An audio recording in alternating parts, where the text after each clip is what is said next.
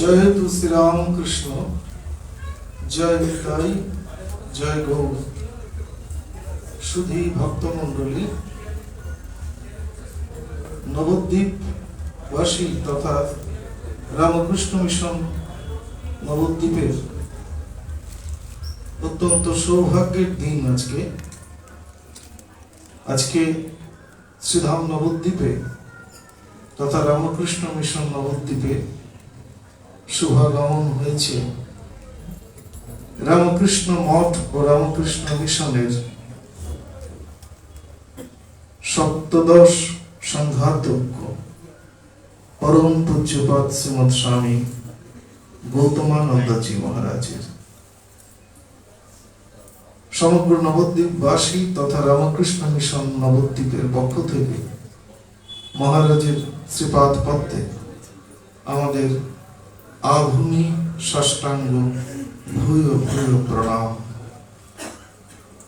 শ্রীমৎ শঙ্করাচার্য তার বিবেক চূড়ামণি গ্রন্থে একটি অনুপ্রেরণাদায়ী শ্লোকের মধ্যে দিয়ে আমাদের মোহভঙ্গ এবং চৈতন্যদয়ের আহ্বান করেছেন। শঙ্করাচার্য বলছেন, দুর্লভম ত্রয়মে বৈতৎ দেবানুগ্রহ হেতুকম মনুষ্যত্বম মুমুক্ষুত্বম মহাপুরুষ সংশ্রয়। শঙ্করাচার্য বলছেন, এই জগতে তিনটি জিনিস এত দুর্লভ যেটি দেবতাদের অনুগ্রহ ছাড়া কখনো পাওয়া যায় না। প্রথমটি হলো মনুষ্য জন্ম, দ্বিতীয়টি হলো মুক্তির ইচ্ছা, তৃতীয়টি হলো মহাপুরুষ সংশ্রয়, মহাপুরুষের দিব্য সান্নিধ্য। সেই দিব্য সান্নিধ্য লাভের সুযোগ আমরা পেয়েছি নবদ্বীপবাসী তথা রামকৃষ্ণ মিশন নবদ্বীপ। শ্রীধাম নবদ্বীপ মহাতীর্থভূমি। এই তীর্থভূমিতে এসেছেন সচরণ তীর্থ পরম পূজ্যপাদ শ্রীমৎ স্বামী গৌতমানন্দজি মহারাজ। শ্রীমৎ ভাগবতের প্রথম স্কন্ধে তৃতীয় অধ্যায়ের 10 নম্বর শ্লোকে ভাগবতকার বলছেন, প্রভো ভবদ্বিধা ভাগবতা স্বয়ং তীর্থভূতা শান্তস্থেন গদাভৃতা তীর্থানি তীর্থি কুর্বন্তি। বিদুরকে যুধিষ্ঠির বলছেন যে আপনার মতো ভাগবতগণ স্বয়ং তীর্থ স্বরূপ, কারণ আপনাদের হৃদয়ে ভগবান গদাধর সর্বদা বিরাজ করেন। আপনারা যেখানে যান সেই তীর্থভূমি আপনাদের দ্বারাই আরো পুণ্য ভূমিতে পরিণত হয়। বিদুর যখন তীর্থ ভ্রমণ করে এসেছিলেন যুধিষ্ঠিরের কাছে, তখন যুধিষ্ঠির এই কথাগুলি বলেছিলেন যে মানুষ পবিত্র হওয়ার জন্য তীর্থভূমিতে যায়, কিন্তু বিদুরের মতো পরম ভাগবতগণ স্বয়ং তীর্থ স্বরূপ। কারণ যাকে চিন্তা করলে মানুষ পবিত্র হয়ে যায় সেই ভগবান গদাধর যাদের হৃদয়ে সর্বদা বিরাজ করেন, তাই তারা তীর্থে যান পবিত্র হওয়ার জন্য নয়, তারা তো স্বয়ং তীর্থ স্বরূপ। তীর্থভূমিকেই মহিমান্বিত করার জন্য তাদের তীর্থ আগমন। পরম পূজ্যপাদ শ্রীমৎ স্বামী গৌতমানন্দজি মহারাজ রামকৃষ্ণ মঠ তথা রামকৃষ্ণ মিশনের সপ্তদশ সংঘাতজ্ঞ শ্রীধাম নবদ্বীপে এসেছেন। শ্রীধাম নবদ্বীপের তীর্থভূমির মহিমাকেই যেন মহিমান্বিত করতে আমাদের কৃপা করে। মহারাজের চরণে আমাদের আভূমি সাষ্টাঙ্গ ভূয় ভূয় প্রণাম প্রার্থনা জানাচ্ছি, সমবেত ভক্তমণ্ডলীর কাছে তার কৃপাশীষ কথা নিবেদনের জন্য। মহারাজ।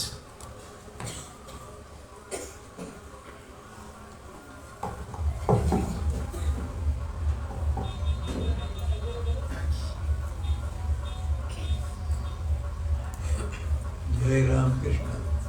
সবাই শুনতে পাচ্ছেন? শেষে যারা বসে আছেন,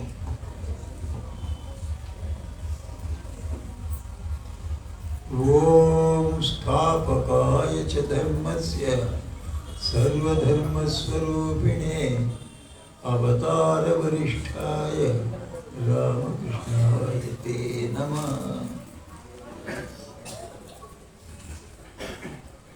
प्रिय अमरेश्वर जी, अन्यान्य साधुवृंद एवं भक्तवृंद, आज के সকাল থেকে এখানে এসে নবদ্বীপে আমাদের আশ্রমেতে ভক্তদের সঙ্গে সাধুদের সঙ্গে মিলে অত্যন্ত আনন্দ অনুভব করেছি। ভগবান শ্রী রামকৃষ্ণ এখানে এসে অবস্থান করেছেন। এখানে 1930 থেকে এখানে রয়েছেন বলে আমি শুনেছি। 32-33-33 মহাপুরুষ মহারাজ এর সম্বন্ধে বলেছেন, এই জায়গায় আগে নবদ্বীপ ছিল। ঠিক নবদ্বীপ বলে নদীর নিচে চলে গেল, কিন্তু মহাপুরুষরা ওরা জানে এই জায়গায় আমাদের যে আশ্রম আছে ওই জায়গায় এসেছে। সেই জন্য অত্যন্ত পবিত্র জায়গা।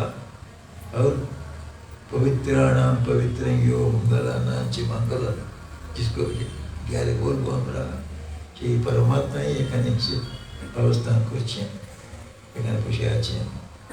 আর যেখানে যেখানে ঠাকুর যাচ্ছেন সেখানে সবসময় সব রকমের একটা উন্নতি হতে থাকে। यत्र योगेश्वर कृष्ण यत्र पार्थो धनुर्धरा तत्र श्री विजयो भूति ध्रुवानी तिर्मतिर्मुवा। ये সঞ্জয় শেষে সমাপন করছেন। जो भगवद गीता बोले শেষে শ্লোকে বলছেন, যেখানে ভগবান কৃষ্ণ এবং কৃষ্ণের উপদেশগুলোকে কার্যগত করার যোগ্যতা যার আছে সেরকম অর্জুন, এরা দুজন আছে। ওরা যেখানে আসে সেখানে তত্ত্ব শ্রী ওখানে সম্পদ থাকে, সবসময় শ্রী থাকে, শ্রী বিজয়ও ভূতি, বিজয় সব সময় ভিক্টরি, সবসময় বিজয় পাবো আমরা, সব কাজেই বিজয় পাবো। কেবল শুধু টাকা পয়সা কোথায় করাতে নেই, आध्यात्मिक संपद नेवाते तो विजय पावा होला। विजय तत्व तत्र योगेश्वर कृष्ण यत्र पात्र धनुर्धरा तत्र श्री विजय भूति। ध्रुवभूति माने अभिवृद्धि। ध्रुवा नीतिर मतिर्मा, অচল একটি নীতি ধর্ম থাকে ওখানে। সেই যার যে জায়গায় ধর্ম থাকে, যে জায়গায় সম্পত্তি থাকে, যে জায়গায় সবসময় বিজয়ী পেয়ে পেয়ে মানুষ প্রগতিকে পেতে থাকে, ওর জায়গা চেয়ে আর কত কোন স্বর্গ আছে। যেখানে কৃষ্ণ আছেন, অর্জুন আছেন, ওর জন্যে এই সবসময় বিজয়ী হয়। যেখানে এই কুরুক্ষেত্রেও এটি এখন আরম্ভ হয়ে গেছে, এটাতেও বিজয় ওদেরই হবে। ওই ধৃতরাষ্ট্র তোমার ছেলেদের হবে না, এটাই উনি সিদ্ধান্ত বলে দিচ্ছেন। আমরা ঠাকুরের সম্বন্ধেও তাই সবসময় ভাবি। ঠাকুরই তো সেই কৃষ্ণ এসেছেন, সেই অর্জুন স্বামীজি হিসাবে এসেছেন। এরা দুজনে সেজন্য বারে বারে বলা হচ্ছে, ঠাকুরই বলতেন নরেন কে কেউ বুঝতে পারবে না। যেমন অর্জুনের সম্বন্ধে আর কৃষ্ণের সম্বন্ধে কৃষ্ণই বলছেন, আমরা দুজনে কে কেউ বুঝতে পারবে না। সেই কথাটাই ঠাকুর বলছেন। এই দুজনেও এই আশ্রমে এসে উপস্থিত হয়েছেন।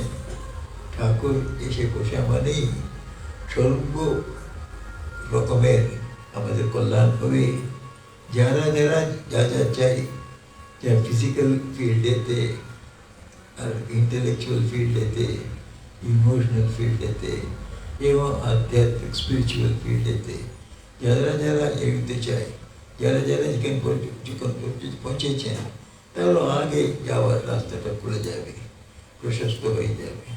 সেজন্যই ঠাকুর যেখানে গেলেন ওখানে একটা সর্বাঙ্গীন উন্নতি প্রগতি হয়ে থাকে।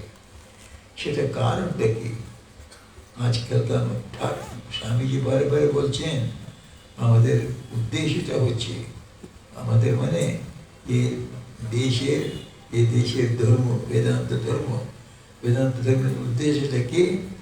মানুষকে এগিয়ে এগিয়ে মানে নিজের ভিতরে যা আধ্যাত্মিকতা, নিজের ভিতরে যা দৈবত্ব রয়েছে ওটা প্রকটিত করা, ওটা ব্যক্ত করা, এটাই জীবনের উদ্দেশ্য। এটা সম্বন্ধে মানুষের ভিতরে আত্মা আছে, মানুষ শরীর শুধু নেই, মন নেই, এই দুটোকেও চালাবার যে ব্যক্তি আছে, যে শক্তি আছে, ওই মানুষ। মানুষ মানে परमात्मा ही मानुष, भगवान ही मनुष्य के रूप में है। प्रत्येक हृदय परमात्मा आছেন বলে भगवद गीताते बोला अच्छी, ईश्वर सर्वभूतानां हृदयेषु तिष्ठति ब्राह्मयन् सर्वभूतानि यंत्रारूढ़ानि माया। प्रत्येक हृदय भगवान বসে যন্ত্রতে যা বসে ছোট ছোট যে বাচ্চাগুলোকে আমরা এটাতে নিয়ে যেতাম খেলাতে দেখাতে, সেখানে একটা ঘুরবার যন্ত্র আছে, ওখানে কয়েকটা ক্রেডেন্সের মতন রয়েছে। তো ও বাক্সের মধ্যে বাচ্চাগুলোকে বসিয়ে দিবে, ওটা ঘুরাবে। ও যেমন ঘুরাবে, রাইট টু লেফট ঘুরালে রাইট টু লেফট ঘুরবে, লেফট টু রাইট ঘুরলে সে ঘুরবে। মাঝখানে ছেলেগুলো চেঁচাবে, কেউ বসে বসে পড়বে, যে ঘুরতে আরম্ভ করবে, কেউ ভয় পায়, বাবা বাবা আমাকে নামবার উপায় নেই। যে পর্যন্ত ঘোরাটা উনি বন্ধ করেন সে পর্যন্ত নামবার উপায় নেই। আমাদের জীবের সম্বন্ধেও সেই বলা হচ্ছে, যন্ত্রারূঢ়ানি মায়া।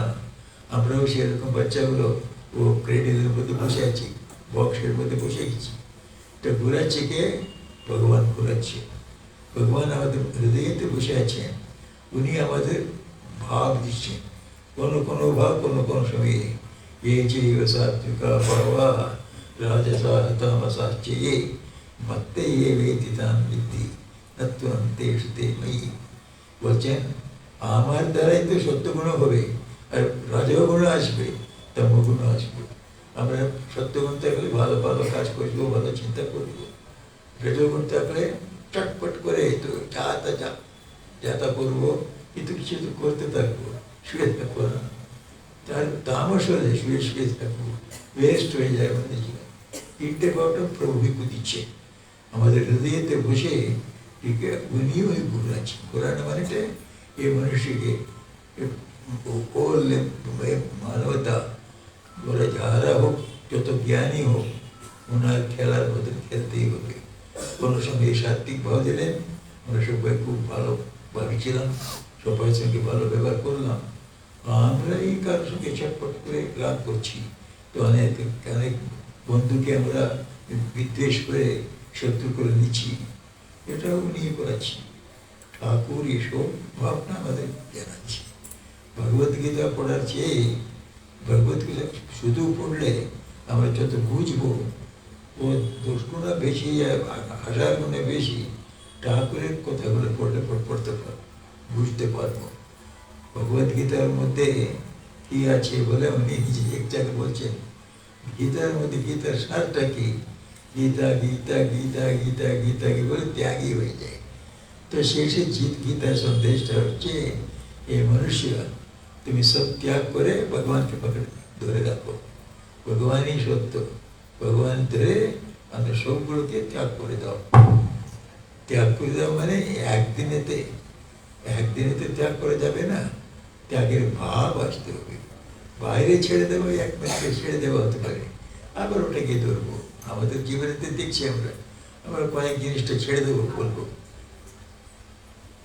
তো ছেড়ে দিলাম, তারপরে পরের দিনে গিয়ে ওটাই গিয়ে ধরলাম। আমাদের অনেকগুলো অভ্যাসগুলো হয়ে যায়, কোনো সময় আমরাই বিরক্ত হয়ে যাই, ছে এটা ছেড়ে দেবো, দুদিনে ছাড়বে না, আমরা ওটা গিয়ে ধরবো। তো এটা কেন হচ্ছে? মনেতে আমরা ও ছাড়িনি, বাইরে থেকে ছেড়ে দিয়েছি। এখন আপনারা এখানে এসেছেন, মনেতে অনেক আপনার ইচ্ছে আছে, এই সময় হয়তো বাড়িতে বসে আপনার হয়তো টিফিন খেতেন, চা খেতেন, সে ছেড়ে চুড়ে খেয়ে এখানে বসে আছে। এখানে সব আরতি দেখলেন, সংকীর্তন দেখলেন, শুনলেন, আর এখন তো এই ভাষণটা শুনছেন। তো এটা সেখান থেকে এখন আপনার মনে ও যা চা খাবার কি টিফিন খাবার ও কোনো ভাবই নেই, ও ইচ্ছেগুলো চলে গেছে মানে কোথায় চলেছে? ভিতরে আছে, বাইরে নেই, বাইরে আসছে না, ও ভিতরে বসে আছে। বিকজ একটা ভাবটা উপরে আছে, যেটা যাই যাবে ওটা আবার তার মাথা উঠাবে। এখান থেকে যা বাইরে যেতেই মনে পড়বে, হ্যাঁ আমরা তো চা খাবার কোথায় ছিল, তো দেরি হয়ে গেছে, চলো তাড়াতাড়ি কাজ যাবে। মনেতে আমাদের বাসনাগুলো থাকে, বাইরে থেকে আমরা ছাড়লে হয় না, মন থেকে ছাড়তে হবে। মন থেকে যারা ছেড়ে দিয়েছি বাসনাগুলো, মন থেকে চলে গেছে ওদের ইচ্ছে, ওরাই সত্যি সন্ত পুরুষ, বেরে মহাপুরুষ। মন থেকে চলে যাচ্ছে। স্থিতপ্রজ্ঞস্য কা ভাষা, স্থিতপ্রজ্ঞা কেমন, ব্রহ্মজ্ঞানী কেমন থাকবেন, ওরা অর্জুন জিজ্ঞেস করছেন। ওর উত্তরে শ্রীকৃষ্ণ বলছেন, ত্বজহাতি যদা কামান সর্বান পার্থ মনোগতান। যা মানুষ মন থেকে সব বাসনাগুলো ছেড়ে দেবে, সব ইচ্ছাগুলোকে বারণ করে দেবে। মনেতেই ওর ইচ্ছে নেই, ও বাইরে শুধু ছাড়া নেই, ও মনেতেই যত আপনি দেখলে তো কোনো ইচ্ছেই নেই। ঠাকুরের ওই হয়েছিল, ঠাকুরকে মহাপুরুষ বলে এত বড় বড় পণ্ডিত কি করে জানলো? উত্তর নেই, ইচ্ছে বলে কিছু নেই, জগতে কোনো ইচ্ছে নেই, কোনো স্বর্গের ইচ্ছে নেই, কার কোনো কিছু নেই, শুধু আত্মারাম হয়ে আছে। তো এরকম আত্মারাম 24 ঘন্টা কোনো সময় কিছু নিচে নেমে আসছেন, আমাদের উপদেশ দিচ্ছেন। উনি যাই উপদেশ দিচ্ছেন, উনি নিজেই বলছেন, আমি বলছি না, মা বলছি।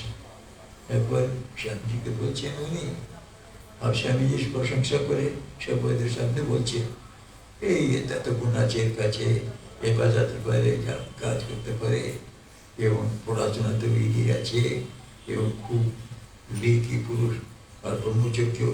তো এইসব প্রসঙ্গ করছে। তারপর শেষ করছেন, কেশবচন্দ্র তো এক শক্তি থাকলে এর কাছে 15 শক্তি 14 শক্তি আছে, এটা বলছে।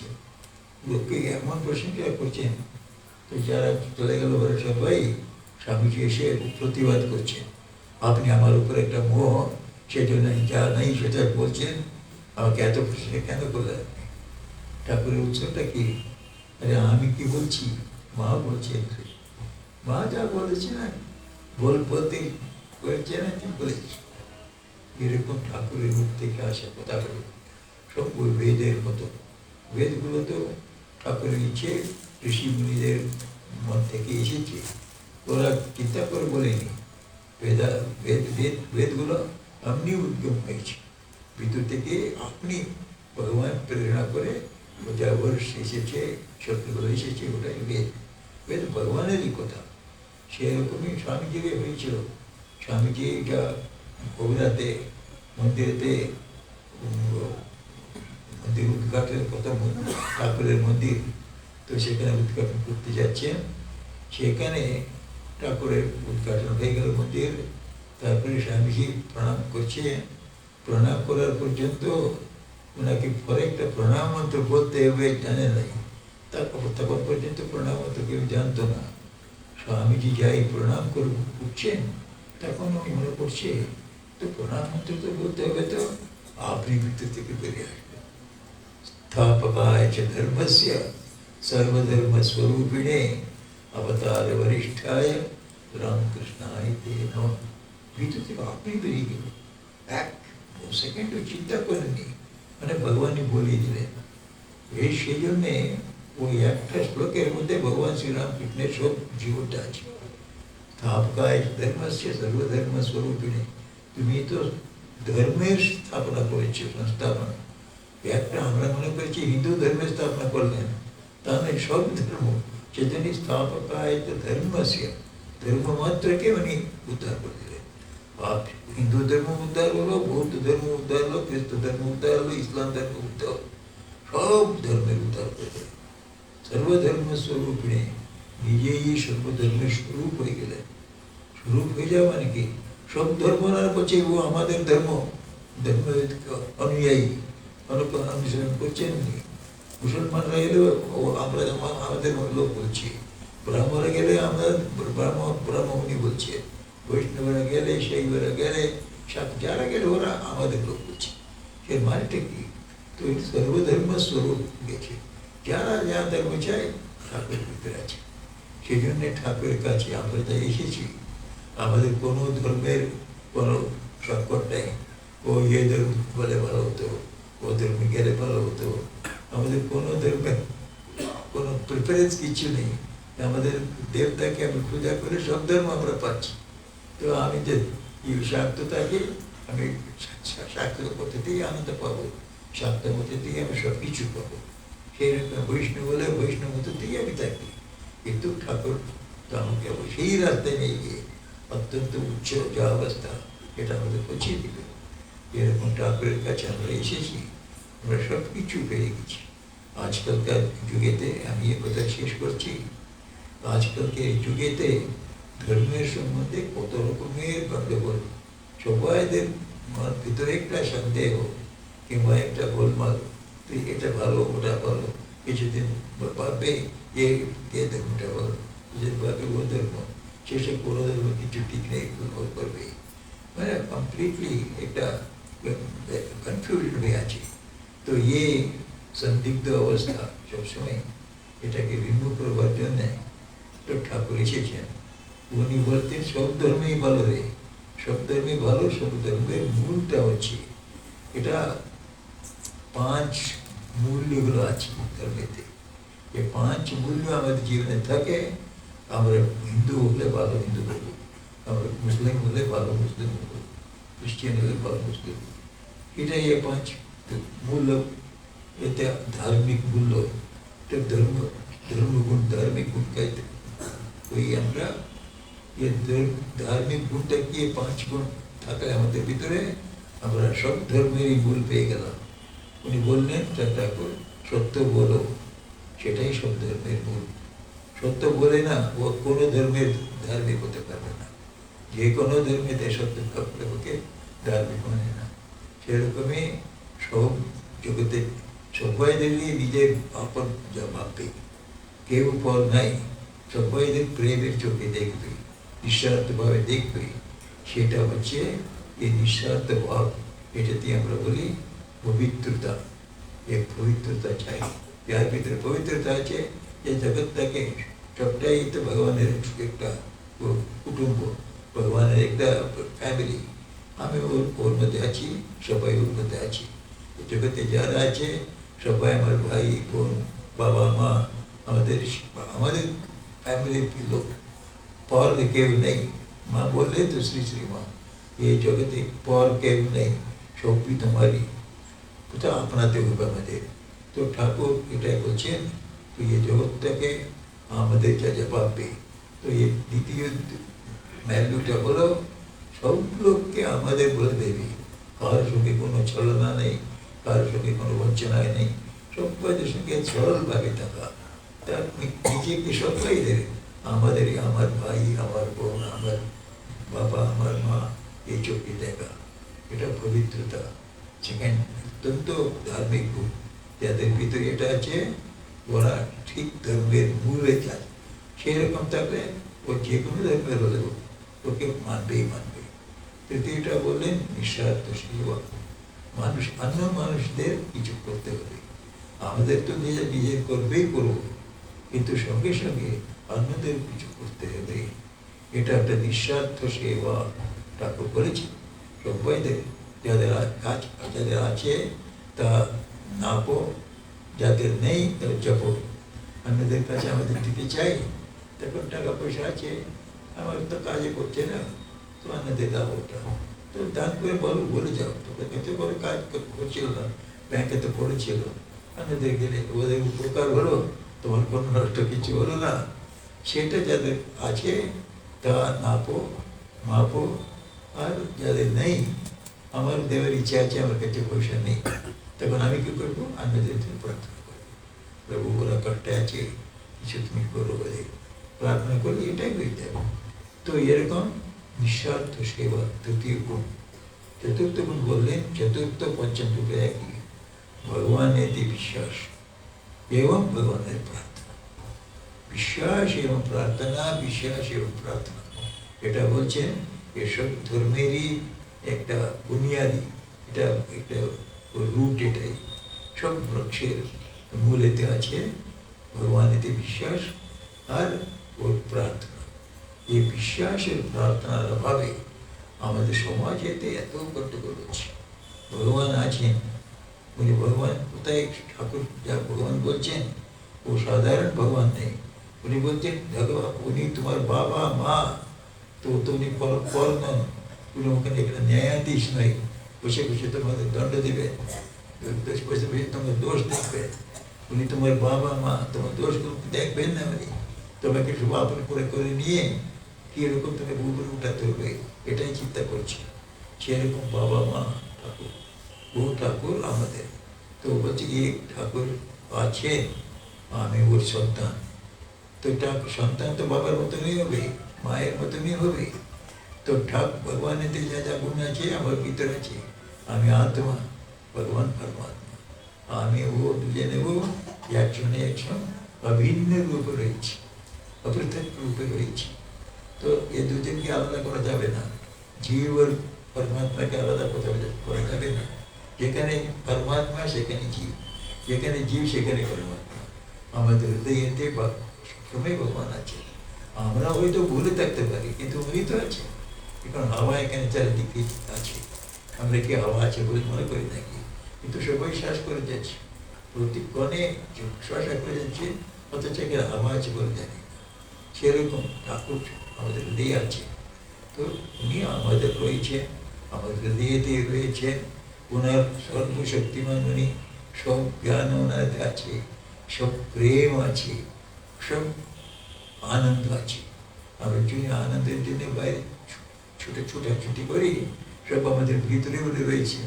ওনাকে যদি কিছু নাম জপ করতে পারি, কিছু প্রার্থনা করতে পারি, এমন একটা আনন্দ ভিতর থেকে আসছে যে বাইরের আনন্দ কিছু নেই। এইরকম একটা আনন্দ স্বরূপ উনি আমাদেরই, আর আমরা ওনার সন্তান। আমরা যা চাইলে উনি দেবেনই দেবেন, এটা আমাদের জানতে হবে। এটাই আস্তিক্য, এটাই বিশ্বাস, ঠাকুর আছেন। হয়তো কেউ সায়েন্টিস্টরা বলবে, সায়েন্টিস্ট বলবো না, ওরা সুরো সায়েন্টিস্ট, ঝুট সায়েন্টিস্ট আছে আমাদের দেশে, সব দেশেও আছে। তো ওরা বলে না, আমরা তো আকাশে গেছি, স্পেসে গেছি, আমরা কোথাও ভগবানকে দেখিনি, সেখানে ভগবান নেই। আমরা জিজ্ঞেস করবো আমাদের দেশের লোক, আমাদের কাছে এই কথাটা বললে, তো কজন তোমরা গেছো আকাশে? তোমার জীব গেলে ভগবানকে দেখবো বলে ওনার অন্বেষণে গেলে, অন্য কিছু অন্বেষণে গেলে, তো অন্য কিছু অন্বেষণে গেলে ওটা পেলে, ওনাকে অন্বেষণ করে গিয়েছো, যাবো একবার এটা স্যাটেলাইটে বসে আমি ভগবানকে দেখবো, ভগবান দেখা দেবে। কিন্তু কেউ যায়নি এ পর্যন্ত। তো আমরা বলবো, তোমরা একজন বেশি হলে সারা জগতে 100 জন হয়তো বড় বড় সায়েন্টিস্ট, আমরা ভগবান মানি না বলে। আমাদের দেশে তো হাজার হাজার সন্ত মহাপুরুষ, শ্রীরামকৃষ্ণকে ছেড়ে দিন, কৃষ্ণকে ছেড়ে দিন, রামচন্দ্রকে ছেড়ে দিন, ওনার পরে কত কত মহাপুরুষ, হাজার হাজার লক্ষ লক্ষ বলছি আমরা ভগবানকে দেখেছি, স্পর্শ করেছি, কথা বলেছি, উনি আমাদের সঙ্গে কথা বলছেন না কেন?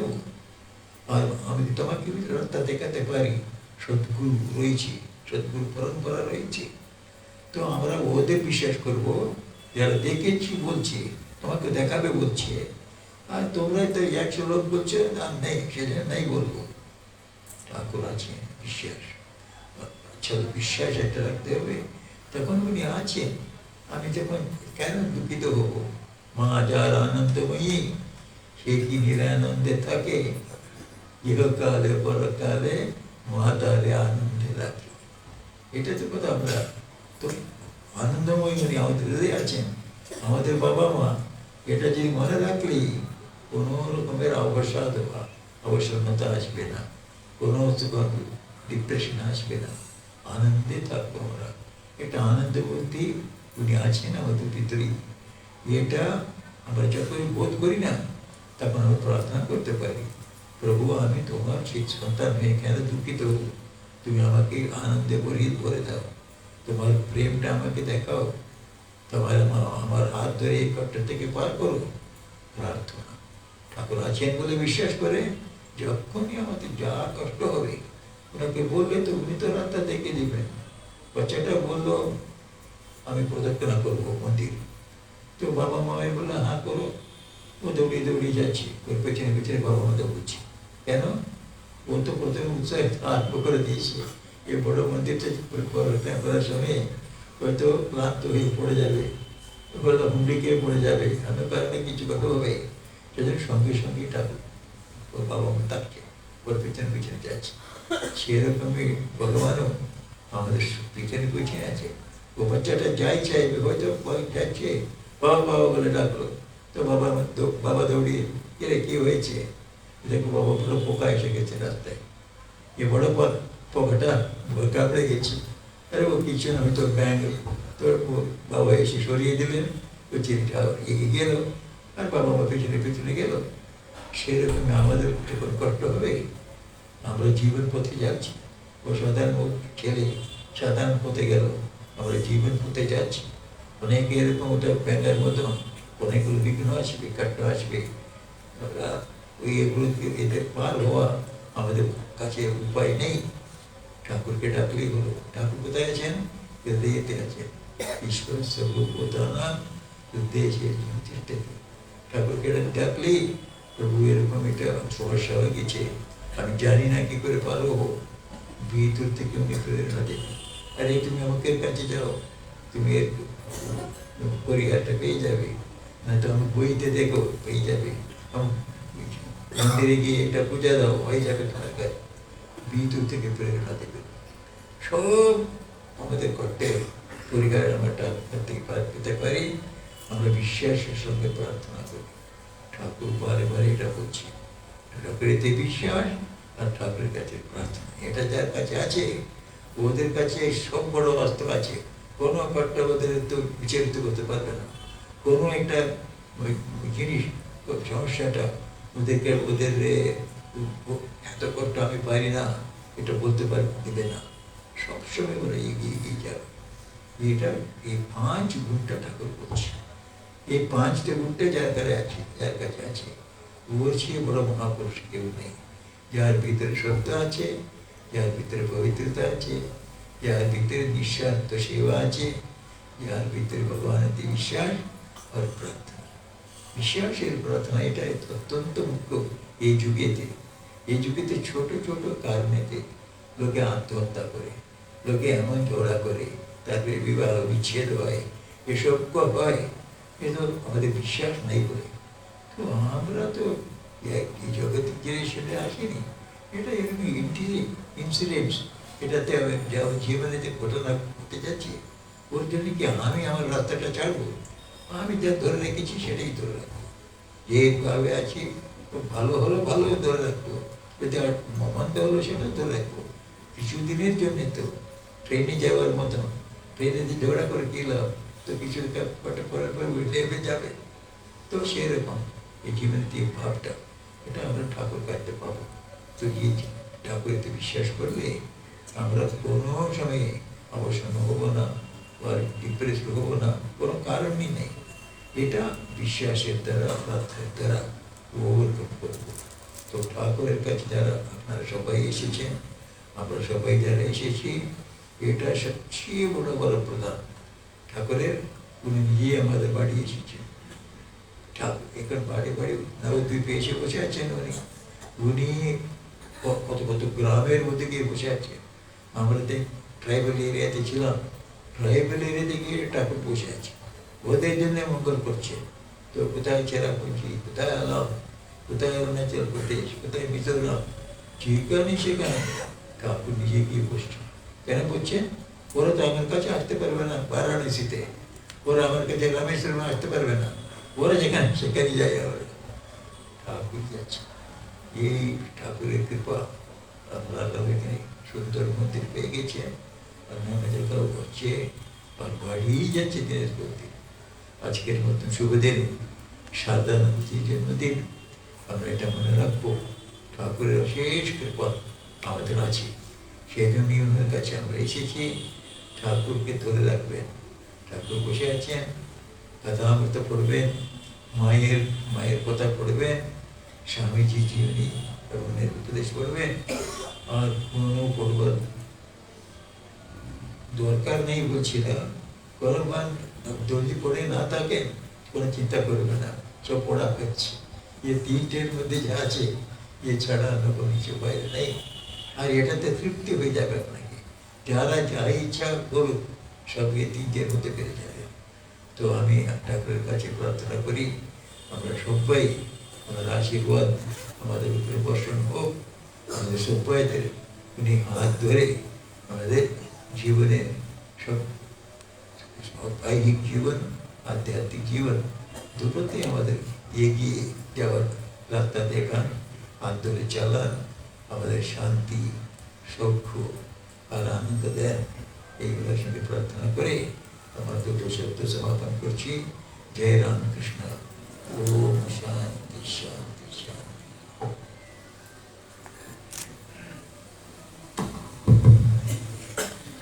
জীবন পথে চলার ক্ষেত্রে আমরা অসহায় হলেও ঈশ্বর আমাদের পেছনে থাকেন সদা সর্বদা।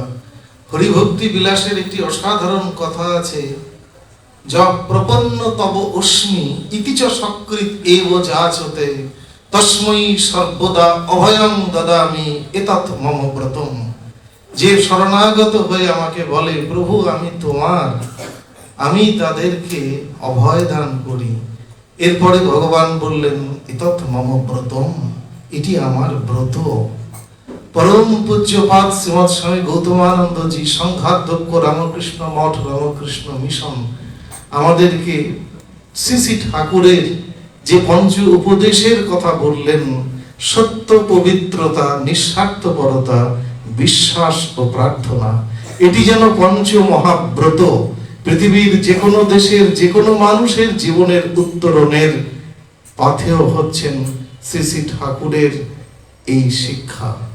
মহারাজ আমাদেরকে দেখালেন স্বামীজি রচিত ঠাকুরের যে প্রণাম মন্ত্র, যেটি নবগোপাল ঘোষের বাড়িতে পূজার আসনে বসে স্বামীজি রচনা করেছিলেন। স্থাপকায় চ ধর্মস্য সর্বধর্ম স্বরূপিণে অবতার বরিষ্ঠায় রামকৃষ্ণায় তে নমঃ।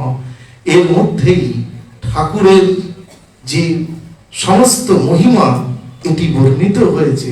স্বামীজি ঠাকুরের স্বরূপটাকে যেন প্রস্ফুটিত করেছেন এই মহা প্রণাম মন্ত্রের মধ্যে দিয়ে। আমরা অত্যন্ত কৃতজ্ঞ, আমাদের কৃতজ্ঞতা জানাবার ভাষা মহারাজের কাছে নেই। মহারাজ কৃপা করে শ্রীধাম নবদ্বীপে তথা রামকৃষ্ণ মিশন নবদ্বীপে এসেছেন এবং আজকের এই পবিত্র সন্ধ্যায় আমাদের কাছে তার অমৃত কথা পরিবেশন করে আমাদের তৃষিত হৃদয়ে যে শান্তি বাড়ি কৃপা করে বর্ষণ করলেন। রামকৃষ্ণ মিশন নবদ্বীপ তথা নদিয়াবাসীর পক্ষ থেকে পরম পূজ্যপাদ শ্রীমৎ স্বামী গৌতমানন্দজি মহারাজ, সপ্তদশ সংঘাধ্যক্ষ রামকৃষ্ণ মঠ ও রামকৃষ্ণ মিশন, তার শ্রীপাদ পদ্মে আমাদের আভূমি সাষ্টাঙ্গ ভূয় ভূয় প্রণাম। আপনারা মহারাজের এখন প্রণাম হবে, মহারাজ কৃপা করে আপনাদের প্রণাম দেবেন। নিচে মহারাজ বসবেন, আপনারা খুব সুশৃঙ্খল ভাবে সারিবদ্ধ ভাবে আসবেন। আর এখন